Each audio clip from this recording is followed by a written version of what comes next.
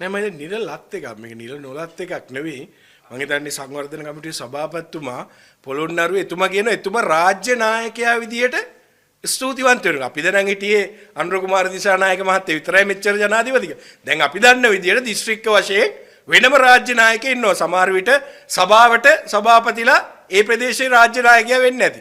එක තැන්වලට දැන් මම හිතන්නේ රාජ්‍ය නායකයෝ මොකද ජනාධිපතිතුමා කිව්වේ පාපිසි කියලා.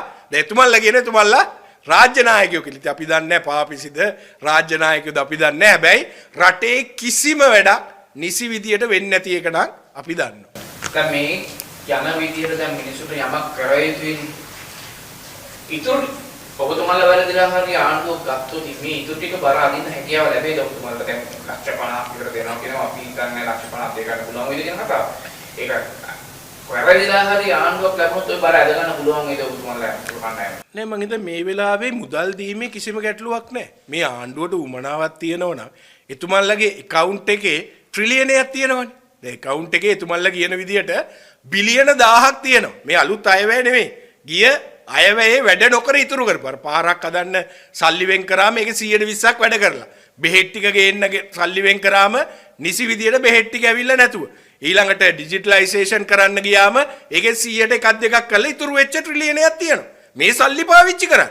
ඉදිරි අයවැයේ සල්ලි තියෙනවා. පරිපූර්ණ ඇස්තමේන්තු ගේන්න ඕන දෙයකට අපි අයවැයට විරුද්ධ උනේත් නැහැනේ. ඕන දෙයකට අපි සහයෝගය දෙන්න මුදල් ටික පාවිච්චි කළා ජනතාවට මේ අවශ්‍ය නැවත ජීවිතය ගොඩනගන්න ගෙවල් ටික හදලා ව්‍යාපාර නැති වෙච්ච අය ඉන්නවා සොයන් රැකියාව නැති වෙච්ච අය ඉන්නවා තමන්ගේ තියෙන එකම ආදායම් මාර්ගේ නැති වෙච්ච අය ඉන්නවා ඒගොල්ලෝගේ ජීවිතේ ගොඩනගන්න විපක්ෂයේ විදියට අපිත් සූදානම් උදව් කරන්න. දැන් අනිත් මේ ඔබතුමා අකඩියක් කියුණා. මේ ජනාධිපතිවරයා යන හැමතැනම ජනාධිපතිවරයාට හොඳ කියනවා.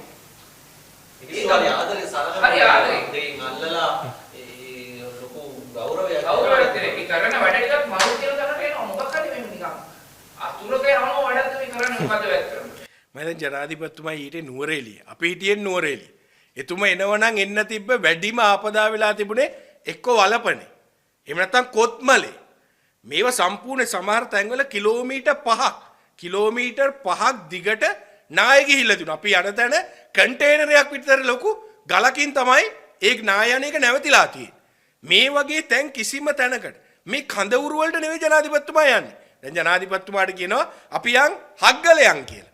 හග්ගල යන් කියනකොට හග්ගල කාටවත් කියලා නැහැ. හග්ගල කඳවුරට අපිත් උදේ ගියා. උතන මීටර් 500ක් එහා පැත්තට අපිත් ගියා. කඳවුරට ගියේ නැහැ ජනාධිපතිතුමා. එතුමා ගියා නාය ගිහපු තැනට.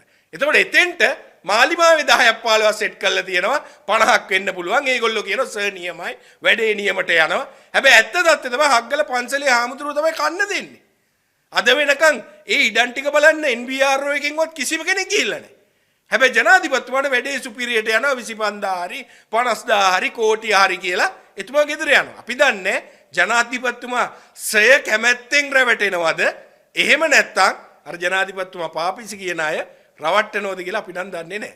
දැන් මෙහෙමයි ඔබතුමා දැන් බලන්නේ ජනාධිපතිතුමා පැහැදිලිවම කියනවා අපි මේ ගාන දෙනවා ලක්ෂ 50ක් වෙනවා. කෝටියක් දක්වා දෙනවා පැහැදිලිවම කියනවා. ඔබතුමාලාගේ ආණ්ඩුවන ඔක් කේවල් කරන එකනේ කරන්නේ ඔබතුමා. ඇයි ඉතින් එහෙම එකකට මිනිස්සු හොද කියන්නේ නැතුව නේ මංගේ අපි දැන් නරකක් නෙවෙයි කිව්වේ. අපි කියන්නේත් හොඳ. ජනාධිපතිතුමා ලක්ෂ 50 දෙන එක හොඳයි. කෝටියක් දෙන එකත් හොඳයි. අපි කියන්නේ දෙන්න කියලා. හැබැයි මේක බිම්මට්ටමේ ක්‍රියාත්මක වෙන්නේ. බිම්මට්ටමේ වෙන්නේ NBRO එකෙන් කියන ඔයගොල්ලෝගේ ගේ සුරක්ෂිතයි යන්න. හැබැයි ලිමිට 75ක වැස්සොත් අවදානෙන් 150කින් වැස්සොත් ගෙදර යන්න. මේක නෙවෙයි අපි කියන්නේ. මේක ගැන නිසි පරීක්ෂණයක් කළා. දැන් ජනාධිපතිතුමා කිව්වේ මෙන්න මේ ප්‍රමාණයෙන් ඉහළ නම් ඉන්නේ අයින් කරනවා කියලා. ඉතින් මිනිස්සු කැමති ගෙදර අයින් වෙන්න. ඒ අයින් වෙන අයට ඔය කියපු මුදල දීලා උන් අයින් කරන්න. දැන් ඔබතුමාලගේ ආණ්ඩුවේ කොයි වගේ ගණන් ද්වේෂීමක් කියන්නේ නැහැ. ඔය වගේ ගණන් ඔබතුමාලා පුළුවන් තරම් මිනිස්සුන්ගේ උරා ගන්නනේ හදන්නේ. නෑ මම ඊට පැහැදිලිවම කිසිම ආණ්ඩුවකට ජනතා හූරා ගැනීමේ අවශ්‍යතාවයක් නැහැ. දැන් හූරා කරනවනම් ඔය ආණ්ඩුවේ සල්ලි ටික දැන් හොයලා තියෙන්නේ හූරා කාලා තමයි. 118කට IT වලට බදු ගහලා ඊට පස්සේ වැට් එක දැන් හිටානිද්දා රුපියල් ලක්ෂයට අඩුවෙන් ව්‍යාපාර කරන තැනටත් ගැහුවම හූරා ගන්න ජනතාව තමයි. හැබැයි මේ මුදල් ටික හරියට හූරා කාලා හරියට දැන් මේ බදු ගහලා හූරා කන එකනේ කරන්නේ. හැබැයි ඒක හරියට ජනතාවට දෙන්න කියන එක තමයි කරන්නේ. හැබැයි මාධ්‍ය සංදර්ශන අර පාර්ලිමේන්තුවේ කියන එක බිම්මට්ටමේ ක්‍රියාත්මක වුණොත් වැඩියෙන් හොඳයි.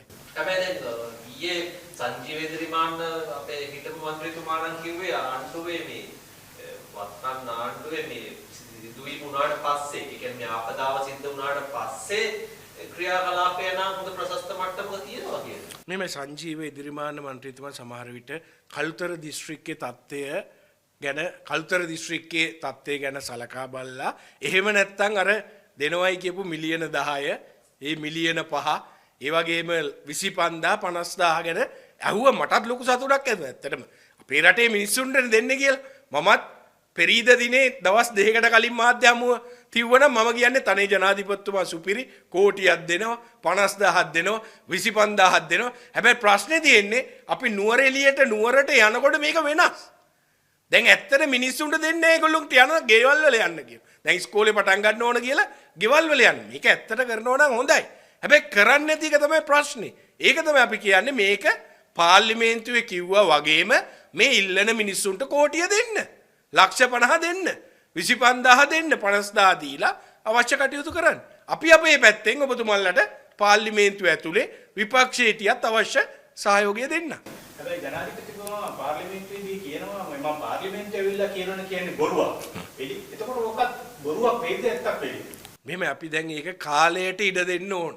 දැන් කාලය මොකද ජනාධිපතිතුමා ඇත්තද බොරුද කිව්වේ කියලා අපි කාලයට ඉඩ දෙමු. හැබැයි මේ දවස් දෙක තුනේ මේ පාර්ලිමේන්තුව දැන් ඉවර වෙලා දවස් 4ක් විතර වෙනවනේ. මේ 4 තුල නම් ඒ කියපුව ක්‍රියාත්මක වෙලා නැහැ. අපි තව සතියක විතර කාලයක් දෙමු. නුවර එළිය මේ ක්‍රියාත්මක වෙලා නැහැ. නුවර ක්‍රියාත්මක වෙලා නැහැ. අපි අනිත් පැත්ත